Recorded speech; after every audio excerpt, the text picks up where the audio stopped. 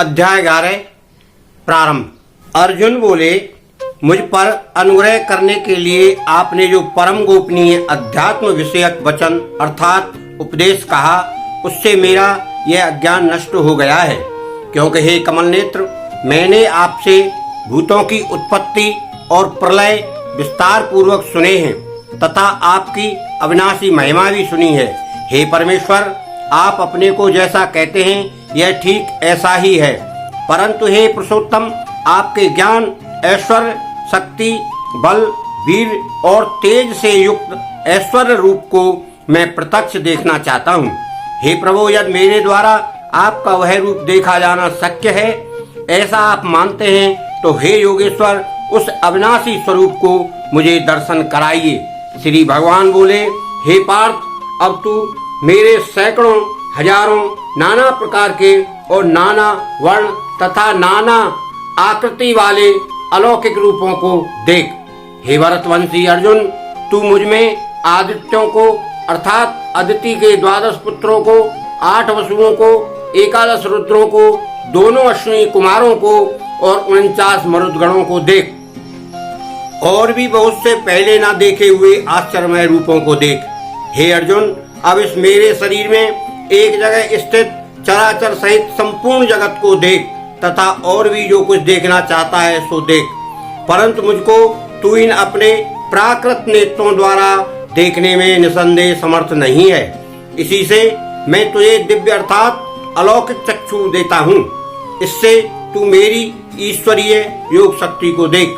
संजय बोले, हे राजन, महायोगेश्वर और सब पापों के नाश करने वाले भगवान ने इस प्रकार कहकर उसके पश्चात अर्जुन को परम ऐश्वर्य युक्त दिव्य स्वरूप दिखलाया।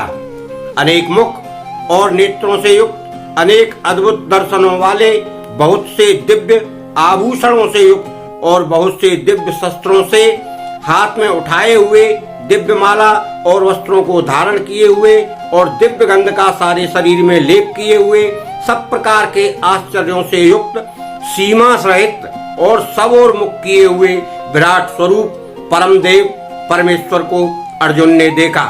आकाश में हजारों सूर्यों के एक साथ उदय होने से उत्पन्न जो प्रकाश हो, वह भी उस विश्वरूप परमात्मा के प्रकाश के सदृश कदाचित ही हो।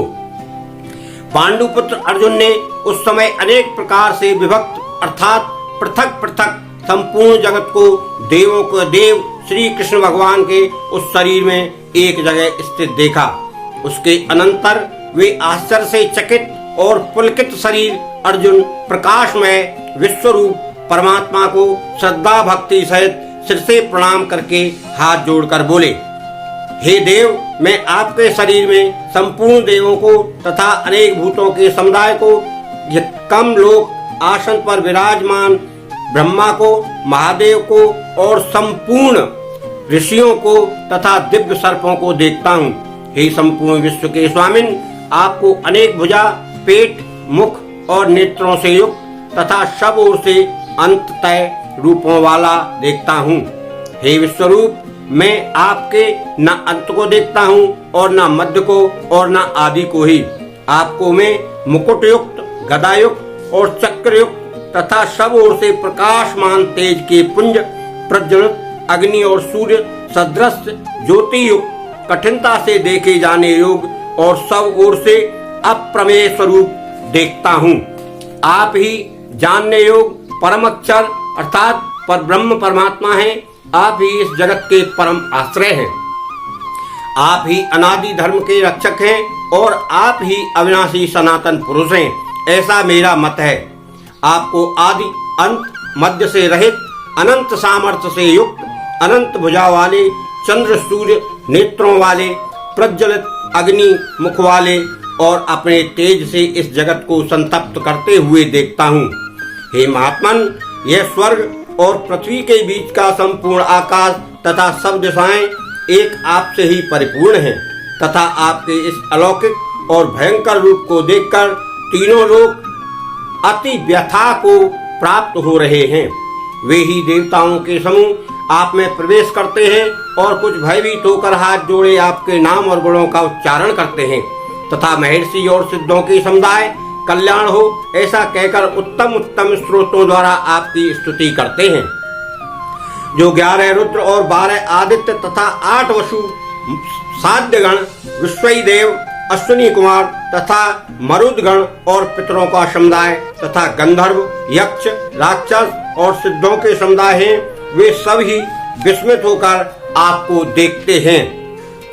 हे महाभाव, आपके बहुत मुख और नेत्रों वाले, बहुत हाथ, जंगा और पैरों वाले, बहुत उदरों वाले और बहुत सी दाढ़ों के कारण अत्यंत विकराल महान रूप को देखकर सब लोग व्याकुल हो रहे हैं तथा मैं भी व्याकुल हो रहा हूँ, क्योंकि हे विष्णु, आकाश को स्पर्श करने वाले देदीप्यमान अनेक वर्णों से युक्त तथा फैलाए हुए मुख और प्रकाशमान विशाल नेत्रों से युक्त आपको देखकर भयभीत अंतःकरण वाला मैं धीरज और शांति नहीं पाता हूँ।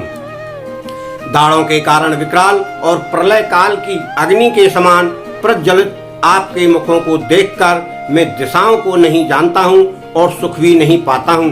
इसलिए हे देवेश, हे जगन निवास, आप प्रसन्न हो। वे सभी धृतराष्ट्र के पुत्र राजाओं के समुदाय सहित आप में प्रवेश कर रहे हैं और भीष्म पितामह, द्रोणाचार्य तथा वह कर्ण और हमारे पक्ष के भी प्रधान योद्धाओं के सहित सब के सब आपके दाढ़ों के कारण विकराल भयानक मुखों में बड़े वेग से दौड़ते हुए प्रवेश कर रहे हैं और कई एक चूर्ण हुए सिरों सहित आपके दांतों के बीच में लगे हुए दिख रहे हैं। जैसे नदियों के बहुत से जल के प्रवाह स्वाभाविक ही समुद्र की सम्मुख दौड़ते हैं अर्थात समुद्र में प्रवेश करते हैं, वैसे ही वे नरलोक के वीर भी आपके प्रज्वलित मुखों में प्रवेश कर रहे हैं। जैसे पतंगा मोहवश नष्ट होने के लिए प्रज्वलित अग्नि में अतिवेग से दौड़ते हुए प्रवेश करते हैं, वैसे ही ये सब लोग भी अपने नाश के लिए आपके मुखों में अतिवेग से दौड़ते हुए प्रवेश कर रहे हैं। आप उन संपूर्ण लोगों को प्रज्वलित मुखों द्वारा ग्रास करते हुए सब ओर से बार बार चाट रहे हैं। हे विष्णु, आपका उग्र प्रकाश संपूर्ण जगत को तेज के द्वारा परिपूर्ण करके तपा रहा है। मुझे बतलाइए कि आप उग्र रूप वाले कौन हैं? हे देवों में श्रेष्ठ, आपको नमस्कार हो, आप प्रसन्न होइए। आदि पुरुष, आपको मैं विशेष रूप से जानना चाहता हूँ, क्योंकि मैं आपकी प्रवृत्ति को नहीं जानता। श्री भगवान बोले, मैं लोकों का नाश करने वाला बड़ा हुआ महाकाल हूँ। इस समय लोकों को नष्ट करने के लिए प्रवृत्त हुआ हूँ। इसलिए जो प्रतिपक्षियों की सेना में स्थित योद्धा लोग हैं, वे सब तेरे बिना भी नहीं रहेंगे, अर्थात तेरे युद्ध न करने पर भी इन सब का नाश हो जाएगा। अतएव तू उठ, यश प्राप्त कर और शत्रुओं को जीतकर धन धान्य से संपन्न राज को भोग। ये सब सूरवीर पहले से ही मेरे द्वारा मारे हुए हैं। हे सर्व साचिन, तू तो केवल निमित्त मात्र बन जा। द्रोणाचार्य और भीष्म पितामह तथा जयद्रथ और कर्ण और भी बहुत से मेरे द्वारा मारे हुए सूरवीर योद्धाओं को तू मार, भय मत कर। निसंदेह तू युद्ध में बैरियों को जीतेगा, इसलिए युद्ध कर। संजय बोले, केशव भगवान के इस वचन को सुनकर मुकुटधारी अर्जुन हाथ जोड़कर कांपता हुआ नमस्कार करके फिर भी अत्यंत भयभीत होकर प्रणाम करके भगवान श्री कृष्ण के प्रति गदगद वाणी से बोले, हे अंतर्यामिन, यह योग्य ही है कि आपके नाम, गुण और प्रभाव के कीर्तन से जगत अहर्षित हो रहा है और अनुराग को भी प्राप्त हो रहा है तथा भयभीत राक्षस लोग दिशाओं में भाग रहे हैं और सब सिद्धगणों के समुदाय नमस्कार कर रहे हैं। हे महात्मन, ब्रह्मा के भी आदिकर्ता और सबसे बड़े आपके लिए वे कैसे नमस्कार ना करें, क्योंकि हे अनंत, हे देवेश, हे जगन निवास, जो सत असत और उनसे परे अक्षर अर्थात सच्चिदानंद घन ब्रह्म है, वह आप ही हैं। आप आदिदेव और सनातन पुरुष हैं। आप इस जगत के परम आश्रय और जानने वाले तथा जानने योग्य और परम धाम हैं। हे अनंत रूप, आपसे यह सब जगत व्याप्त अर्थात परिपूर्ण है। आप वायु, यमराज, अग्नि, वरुण, चंद्रमा, प्रजा के स्वामी ब्रह्मा और ब्रह्मा के भी पिता हैं। आपके लिए हजारों बार नमस्कार नमस्कार हो। आपके लिए फिर भी बार बार नमस्कार नमस्कार।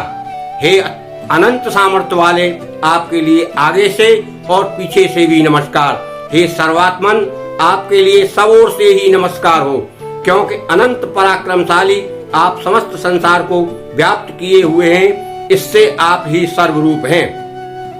आपके इस प्रभाव को न जानते हुए आप मेरे सखा हैं, ऐसा मानकर प्रेम से अथवा प्रमाद से भी मैंने हे कृष्ण, हे यादव, हे सखे, इस प्रकार जो कुछ बिना सोचे समझे हठात कहा है। और हे अच्युत, आप जो मेरे द्वारा विनोद के लिए विहार, शय्या, आसन, भोजन आदि में अकेले अथवा उन सखाओं के सामने भी अपमानित किए गए हैं, वह सब अपराध अप्रमेय स्वरूप अर्थात अचिंत्य प्रभाव वाले आपसे मैं क्षमा करवाता हूँ। आप इस चराचर जगत के पिता और सबसे बड़े गुरु एवं अति पूजनीय हैं। हे अनुपम प्रभाव वाले, तीनों लोकों में आपके समान भी दूसरा कोई नहीं है, फिर अधिक तो कैसे हो सकता है। ऐते हे प्रभु, मैं शरीर को भली भांति चरणों में निवेदित कर प्रणाम करके स्तुति करने योग्य आप ईश्वर को प्रसन्न होने के लिए प्रार्थना करता हूँ। हे देव, पिता जैसे पुत्र के, सखा जैसे सखा के और पति जैसे प्रियतमा पत्नी के अपराध सहन करते हैं, वैसे ही आप भी मेरे अपराध को सहन करने योग्य हैं। मैं पहले ना देखे हुए आपके इस आश्चर्यमय रूप को देखकर हर्षित हो रहा हूँ और मेरा मन भय से अति व्याकुल भी हो रहा है। इसलिए आप उस अपने चतुर्भुज विष्णु रूप को ही मुझे दिखलाइए। हे देवेश, हे जगन्निवास, प्रसन्न होइए। मैं वैसे ही आपको मुकुट धारण किए हुए तथा गदा और चक्र हाथ में लिए हुए देखना चाहता हूँ। इसलिए हे विश्वरूप, हे सहस्रबाहु, आप उसी चतुर्भुज रूप से प्रकट होइए। श्री भगवान बोले, हे अर्जुन, अनुग्रह पूर्वक मैंने अपनी योग शक्ति के प्रभाव से यह मेरा परम तेजोमय, सबका आदि और सीमा रहित विराट रूप तुझको दिखलाया है, जिसे तेरे अतिरिक्त दूसरे किसी ने पहले नहीं देखा। हे अर्जुन, मनुष्य लोक में इस प्रकार विश्व रूप वाला मैं न वेद और यज्ञों के अध्ययन से, न दान से, न क्रियाओं से और न उग्र तपों से ही तेरे अतिरिक्त दूसरे के द्वारा देखा जा सकता हूँ। मेरे इस प्रकार के इस विकराल रूप को देखकर तुझको व्याकुल नहीं होना चाहिए और मूढ़ भाव भी नहीं होना चाहिए। तू भय रहित और प्रीति युक्त मन वाला होकर उसी मेरे इस शंख चक्र गदा पदम युक्त चतुर्भुज रूप को फिर देख। संजय बोले, वासुदेव भगवान ने अर्जुन के प्रति इस प्रकार कहकर फिर वैसे ही अपने चतुर्भुज रूप को दिखलाया और फिर महात्मा श्री कृष्ण ने सौम्य मूर्ति होकर इस भयभीत अर्जुन को धीरज दिया। अर्जुन बोले, हे जनार्दन, आपके इस अति शांत मनुष्य रूप को देखकर अब मैं स्थिर चित्त हो गया हूँ और अपनी स्वाभाविक स्थिति को प्राप्त हो गया हूँ। श्री भगवान बोले, मेरा जो चतुर्भुज रूप तुमने देखा है वह सो दुर्दर्श है, अर्थात इसके दर्शन बड़े ही दुर्लभ हैं। देवता भी सदा इस रूप के दर्शन की आकांक्षा करते रहते हैं। जिस प्रकार तुमने मुझको देखा है, इस प्रकार चतुर्भुज रूप वाला मैं न वेदों से, न तप से, न दान से और न यज्ञ से ही देखा जा सकता हूँ। परंतु हे परंतप अर्जुन, अनन्य भक्ति के द्वारा इस प्रकार चतुर्भुज रूप वाला मैं प्रत्यक्ष देखने के लिए, तत्व से जानने के लिए तथा प्रवेश करने के लिए अर्थात एक ही भाव से प्राप्त होने के लिए भी सत्य हूँ। हे अर्जुन, जो पुरुष केवल मेरे ही लिए संपूर्ण कर्तव्य कर्मों को करने वाला है, मेरे परायण है, मेरा भक्त है, आसक्ति रहित है और संपूर्ण भूत प्राणियों में बैर भाव से रहित है, वह अनन्य भक्ति युक्त पुरुष मुझको ही प्राप्त होता है।